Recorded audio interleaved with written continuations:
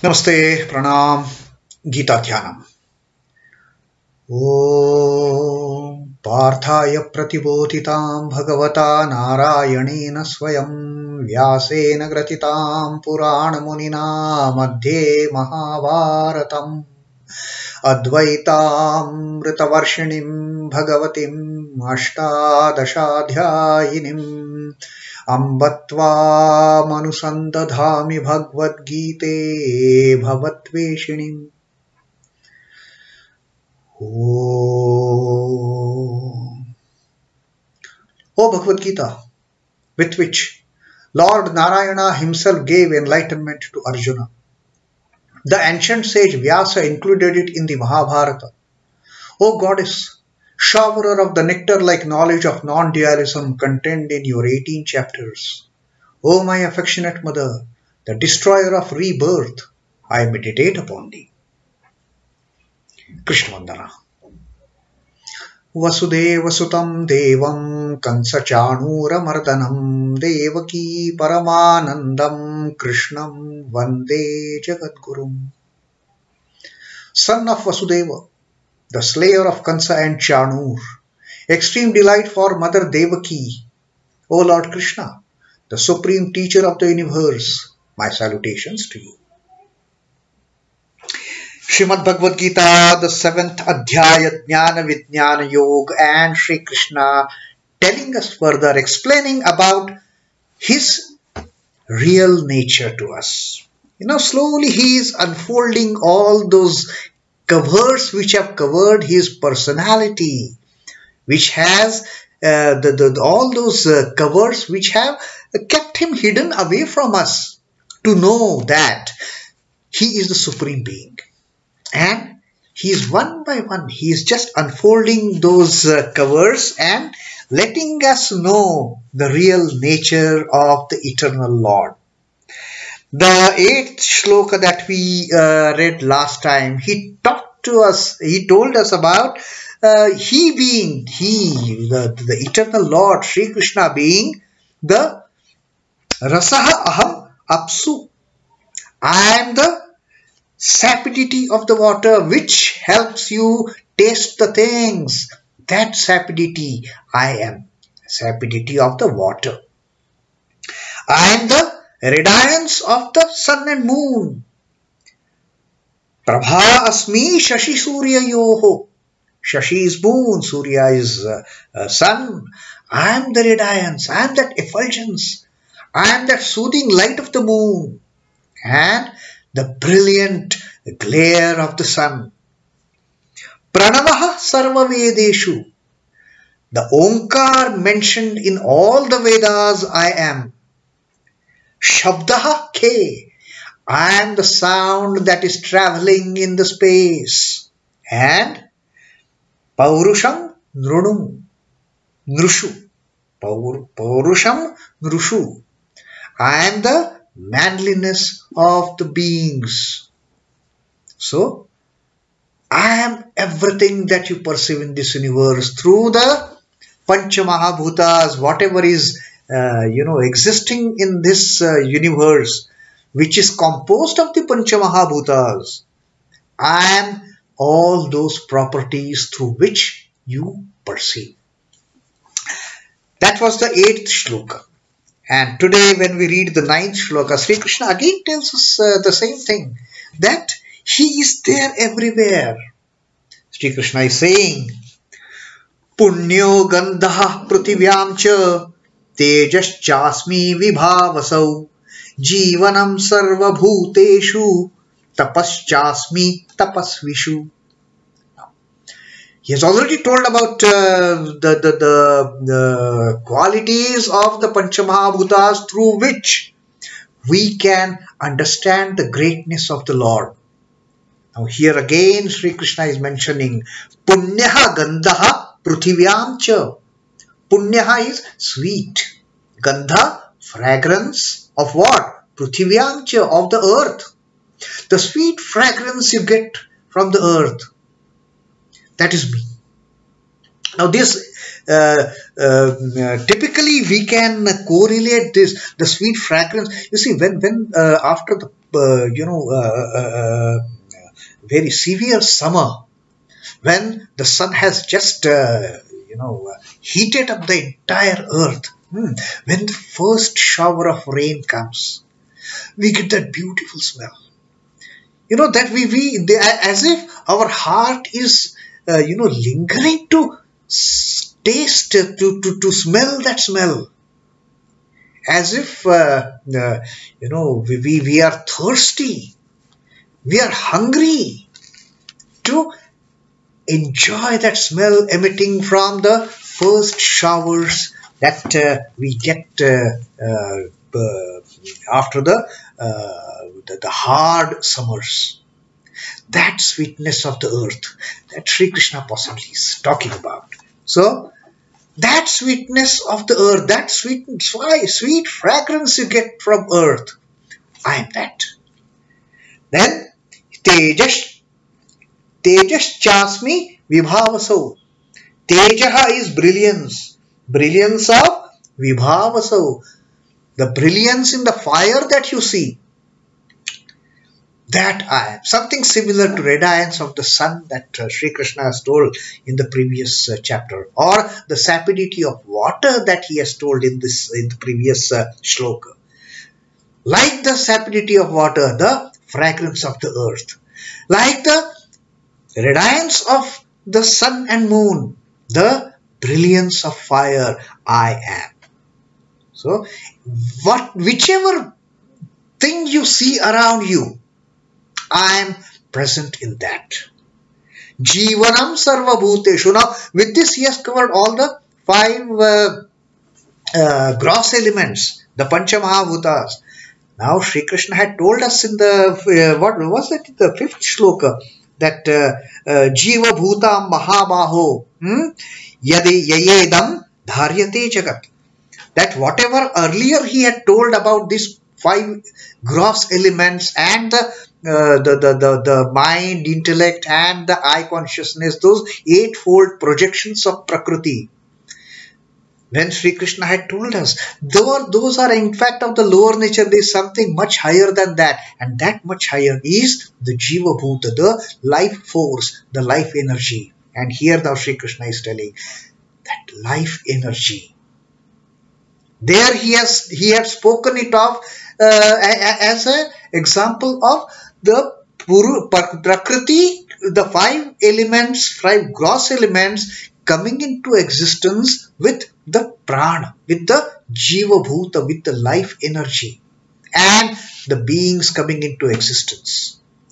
And Sri Krishna had told us that life energy is far superior to those inert, insentient principles of this Prakriti, and the 3 faculties, internal faculties put together. This life force is far superior to all these 8 the qualities put together. Now here Sri Krishna is saying that not only that it is greater than those, I am that. The jīvanaṁ sarva-bhūteṣhu. Whatever that life spark you see in all the living beings, that spark I am. The life I am. The moment life force, the life energy gets out of any living being is a dead matter. There is no action from that the jiva then. So Sri Krishna says that life energy I am. Now he is explaining to us that each and every quality of the sentient and the insentient is pervaded, nothing but pervaded by the Lord. And then tapaśh chāsmi tapasviṣhu. Whatever tapas, whatever austerities these tapasvis, the sadhakas they are performing, Sri Krishna says that austerity, that tapaha also I am. So everything that you see in this universe, nothing but me, me and me. The ultimate me. I am the sweet fragrance in earth, the brilliance in fire, and the life in all beings. And the austerity in ascetics, in the sadhakas. Odor in all of its forms is characteristic of the element earth. But the sweet fragrance is specified here because of aroma being associated with the ritualistic worship of the Lord. When they perform that havan and homa, that kind of sweet fragrance comes out of all those materials which are used for havan. That is also earth. All these things we get from earth. So Sri Krishna says that sweet fragrance of earth, I am. The brilliance in fire and sun is one and the same. While the former is handy and always available to man, the fire is always available to man. The latter is to be beheld with reverence from where he is. We have no control over the brilliance of sun, but brilliance of fire, which is used in our day-to-day lives. We cook food on fire. We perform so many things with fire as such. So, one way it is in our control. The brilliance of sun is not in our control. But Sri Krishna says, even in that ordinary fire, that brilliance, I am that. Both of them are the physical representations of the undecaying splendor of Brahman. The brilliance of fire and brilliance of sun that Sri Krishna had told in the 7th shloka, in the 8th shloka, is one and the same thing. The sapidity of water and the sweet fragrance of the earth is one and the same thing. So what Sri Krishna further means is meditation on earth, meditation on water. Now here he is giving us clues. We can meditate on all these elements, considering the properties of these elements to be filled with the Lord. We can meditate on sapidity of water. We can meditate on sweet fragrance of earth. We can meditate on brilliance, radiance of sun and moon. We can meditate on brilliance in fire. Meditation on sun and fire leads to the cognizance of the divine blaze within oneself. There is fire in each one of us. There is a blazing fire in each one of us, which is lying dormant because of our ignorance. And Sri Krishna is telling us through Dnyāna, know that there is a fire, and then get the Vidyāna, realize that fire. Self-consciousness is concomitant with the manifestation of life, and it persists, though varying degrees in all beings. Life force is there in all beings. Even a minutest of the insect is as active, is as living as any of the developed higher forms of animals. And therefore, if you remember, Swamiji in one of his talks, he had mentioned that a huge locomotive, maybe weighing billions and billions of tons, running fast on the railway track, if there is a tiny insect which is on the track and it is going to be crushed by that monstrous locomotive engine, that tiny insect, the small bit of insect walking on that railway track, he saves itself from getting crushed under the wheels of that giant locomotive. Swamiji says, to me, that insect, that tiny living form is far superior to that dead locomotive for that matter. The life force is so strong. So Sri Krishna is giving all these examples to us as different focus points for our meditation. Meditation on the continuity law of life is therefore equivalent to meditation on consciousness. So he's just giving us examples. You have so many options to meditate upon because I am pervading in all of them. I am dwelling in all of them. All the qualities of these focuses of meditation I am in. And why he has mentioned that he is also present in that tapaśh of the tapasvi. of the austerities of the sadhakas, of the ascetics. Because ultimately, what does a tapasvi do? His entire focus is, he reaches a stage after giving up all the attraction for the materialistic gains. After giving up lust and greed, the sadhaka is moving forward on that path of asceticism, the tapaśh. So Sri Krishna says, even that tapaśh which makes people give up the lust and greed, that tapaśh I am.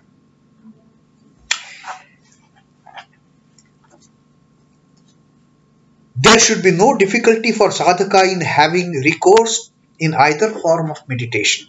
It is one thing just to live and quite another to make a conscious attempt at intensifying the life that one lives. So, ascetics are they who intensify life by subjective means, by giving up the attachments to the world. And that is what Sri Krishna has always been telling about vairagya. Give up all those attachments. Be a detached being and start this austerity. Start the tapasya. I am there in that tapasya. The process of their affecting the ascetics effect. Ascetics are they who intensify by subjective means. The process of their effecting this end is known as tapaśh or austerity. The presence of the Lord is patent in this holy act. Unless until you give up, you can't perform any tapasya. And Sri Krishna says, I am there in that giving up mode, in that tapasya, in that austerity, I am there. So that is what Sri Krishna taught us in this ninth shloka of the Dnyaan Vidyaan Yoga, and one more revelation of what the Lord is. One more delayering of that, the quality of the Lord, the hidden aspect of the Lord, the aspect which has remained hidden from us. Sri Krishna has once again, he has removed one more layer and opened our eyes to that reality of the Lord. So all the attempts of Sri Krishna in this adhyaya of Dnyaan Vidyaan Yoga is to understand all the reality of the Lord and have the realization of what the ultimate reality is. What is the Lord? Ultimately, what is the Lord? So that is the focus point of this adhyaya, the Dnyaan Vidyaan Yoga. And today we have read the ninth shloka of this adhyaya. Once again, Sri Krishna removing some part of ignorance on the nature of the Lord. So let us finish our reading of this ninth verse, discussion on the ninth verse here today. Om Namo Bhagavate Vasudevaya. Sri Krishna Arpanamastu. Jai Sri Ram Krishna. Jai Thakur. Jai Ma. Jai Swamiji.